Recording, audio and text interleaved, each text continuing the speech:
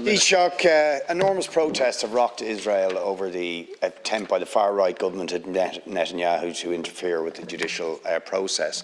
But for Palestinians, there's a pretty grim irony in all of this, that while it might be legitimate to worry about political interference with independent judicial workings, that for the Palestinians, there's absolutely no recourse to justice whatsoever.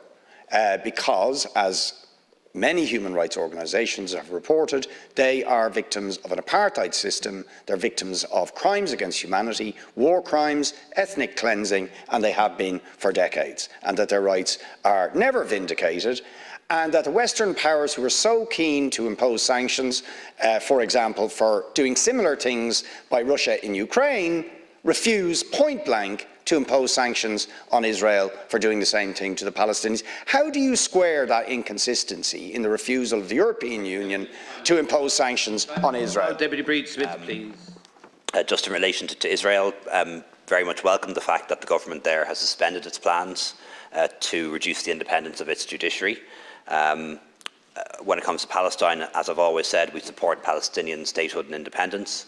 We oppose the occupation, we oppose settlements, and we oppose the poor treatment of Palestinian people and indeed the second-class citizen status that Arabs have within Israel. But Israel is a democracy, at least in the sense that its citizens get to elect its government.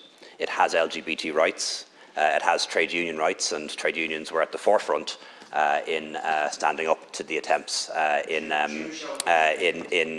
Israel to change the judicial process. It has equality for women.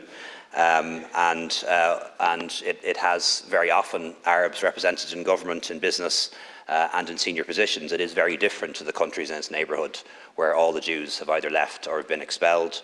And if you take in Palestine, for example, haven't been elections for a very long time, there should be, in my view, the anti-gay laws in Gaza should be repealed, in my view.